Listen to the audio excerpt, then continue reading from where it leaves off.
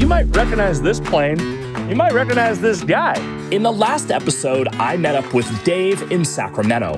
He was planning to fly the Freedom Fox all the way to Alaska with the rest of the group. But somewhere over Oregon, the engine started making a sound that didn't sit quite right. So we diverted to Tri-Cities, Washington, hoping that it was something simple. The next morning, Dave went to the hangar while I went for a run to shake off 5 days of sitting. And right around mile 5, in the middle of downtown Pasco, my phone buzzed. It was a photo from Dave, and the message was clear. The Freedom Fox was done. It needed a new engine, and there was no timeline that would work for this trip north. Just like that, everything changed, and we hadn't even made it into Canada yet.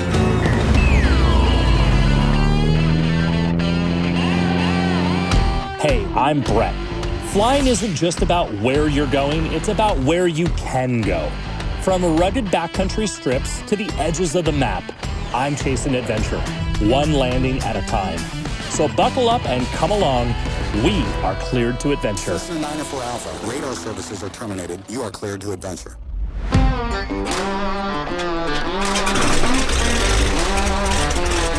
Runway 819 for Alpha, Tri-Cities ground, runway 21 left, taxi via Echo Alpha. Echo Alpha, 21 left, 9 for Alpha. Plane is so full right now, I can barely shut the door. Echo Alpha, we're good. Remember 8149 Alpha, Tri-Cities Tower, fly straight out, runway 21 left, clear for takeoff. 21 left, clear for takeoff, straight out, departure. 24 Alpha, roger. Good talking to you. Cockade Enter Delta, turn left at taxiway Delta, hold short runway. She's so heavy. The whole turn 21 left. I didn't want to pop flaps because I wanted to see what it would do. Yeah. And so, Oh, that tail came up easy. yeah. Can we go back and get some stuff? No. Dave and I talked through how he wanted to proceed, and even without the Freedom Fox, he still wanted to come to Alaska. So we threw his gear into the Hawkwagon, and we headed west to Ellensburg to meet up with the rest of the group. I wonder where they are. I wonder if they've passed the Columbia yet. I'll take a look. Well, yeah, it's pretty close. Probably 33, 35 minutes out. They're right behind us. Yeah. Over the years, I've heard people say that flying through Canada really isn't a big deal, that it's just another leg. And yeah, on paper, it may look that way. But once you've actually done it, you realize how quickly things can change up there. It's not complicated, but it's definitely not routine. Even now, after doing it a bunch of times, I still treat it with a lot of respect. I've got my own systems and habits for how I approach it, because once you're out there, you're really out there. Originally, I was planning to take the coastal route, up the west side of British Columbia through Vancouver, Port Hardy, Bella Bella, and then into Ketchikan. It would have let me show a stretch of Alaska that I really haven't shared before on this channel. But most of the group that I was flying with had never made the passage through Canada before, and they wanted to do the trench. So that became the plan. I think probably just formation-wise, just like Yeah, a that's string. Steve. You know, the front to back rather than side to side would be the best. Jeez, it's always the fighter pilot that's telling people how to fly in formation. Oh, it's always that YouTube guy that's jumping on interrupted. What's up, guys? How's the flight?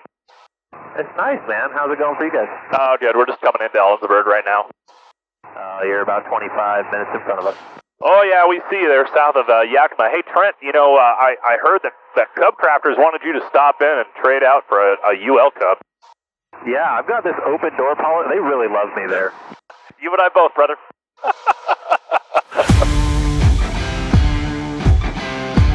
Ellensburg traffic, 9 for Alpha. We're on a 7-mile final for 29, Ellensburg.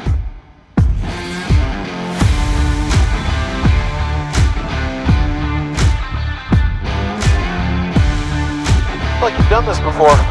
1 or 2 times.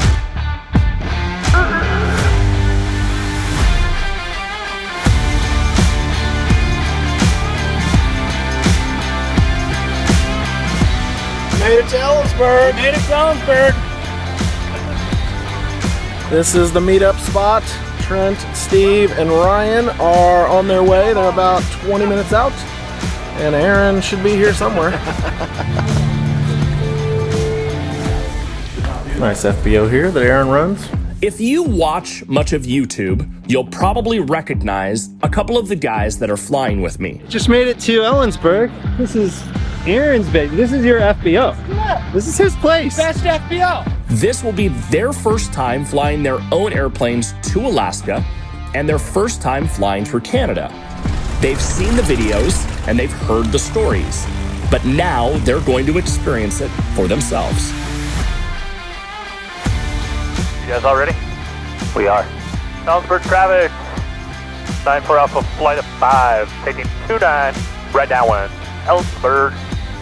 We left Ellensburg with the goal of making Prince George by the end of the day. For me, that wasn't a huge flight, but for Trent and Ryan coming from Reno, they'd already been flying for almost 5 hours. This leg would push their total time to around 11 hours of flying for that day. Oh yeah, it is building up over that way. Yep. You know thunderstorms, right? Yep. Good. Glad I have someone that does. I don't. Oh, that's good.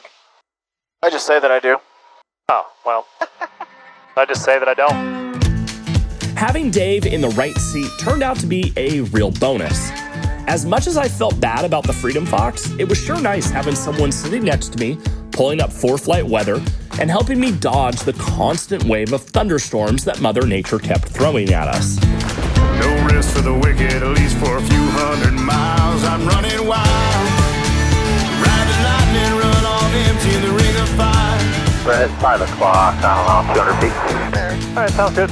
Oh, howdy right there. But I got bad down to my bones. Don't know where I'm gonna go. Oh, sweet child, I'm running wild. Yeah, I'd like to report my arrival into Canada. We cleared customs in Kelowna, got fuel, and then continued the trek north. It's good flying with Brett. It's nice and easy to clear customs. We just called and said, hey, here's our number for customs, and they said, we're clear, ready to go. So. Celebrities. That's what happens when you hang out with celebrities. Well, now there's a cloud of dust for the next 1,000 miles. I'm running wild. Ride the lightning, run on empty in the ring of fire. Rolling like the Mississippi, oh mama tried.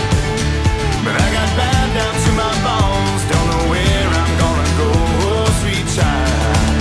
I'm running wild. Yeah, I'm running wild.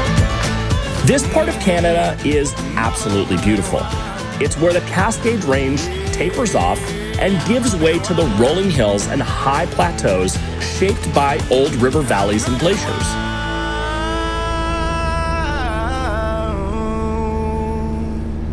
And it's beautiful. It really is. This is one of my favorite places up here. Just this whole part of, BC and then into Yukon Territory is just, it's all beautiful.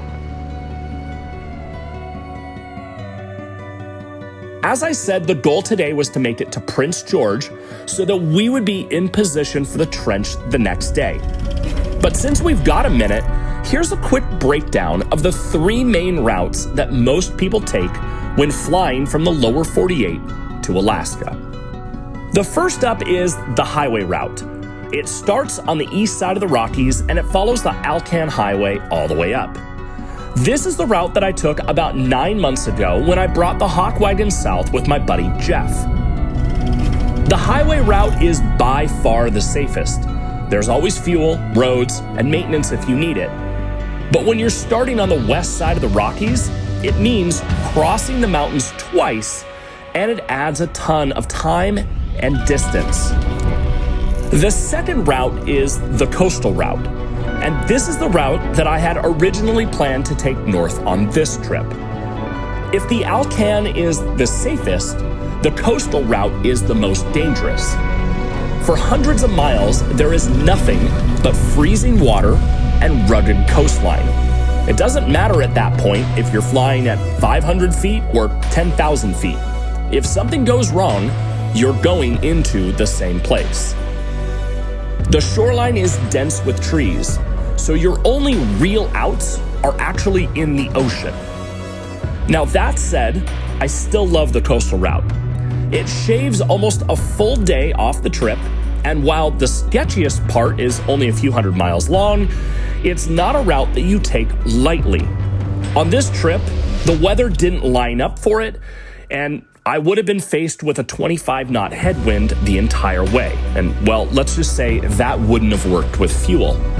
So that left option number 3, the trench. Now, I call the trench the Goldilocks route. It's shorter than the highway route and not as risky as the coastal route, but it's still no joke. It follows a major geologic fault called the Rocky Mountain Trench, running right between the Columbia Mountains to the west and the Rocky Mountains to the east. It's safer than the coast in some ways. Once you enter the trench, you are 100% on your own. For the rest of the group, this would be their first time on any of these routes. For me, they're familiar. I've flown them enough times that every turn feels normal and familiar. Every decision point is already in my head. As we got closer to Quesnel to fuel up, Dave and I were getting bored of the high-altitude cruise, so we dropped down to follow the Quesnel River at low level, the same stretch that I'd flown through years ago in the helicopter. It was nice to see it again from a different perspective, with wings this time.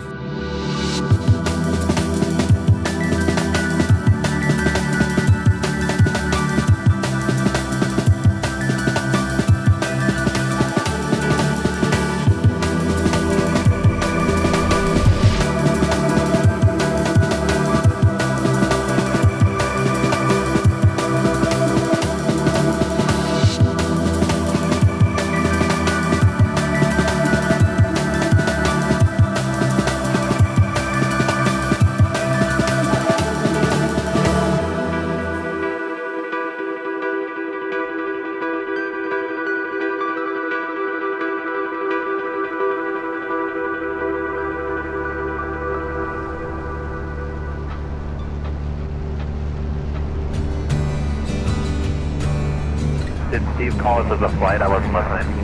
Yeah, he said 3 Charlie Delta +4. Damn void, no tower, but we're landing 3-1. I don't see any other traffic. Perfect, thanks. Back.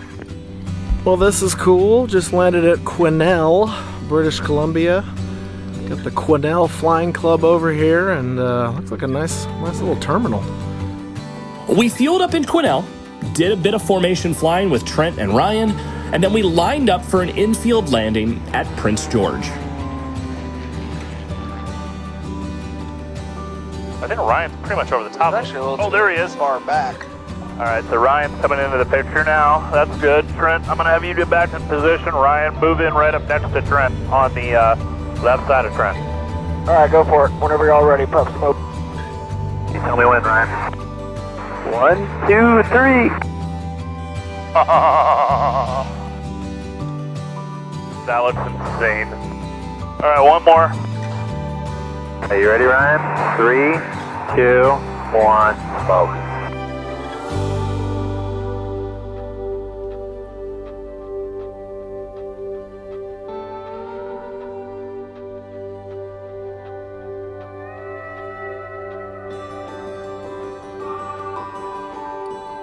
Yeah, no, you're good. So we're landing on the grass right of runway 1. I'm assuming Aaron can just land on runway 1 at that point if he'd like. And we'll just have the right spacing.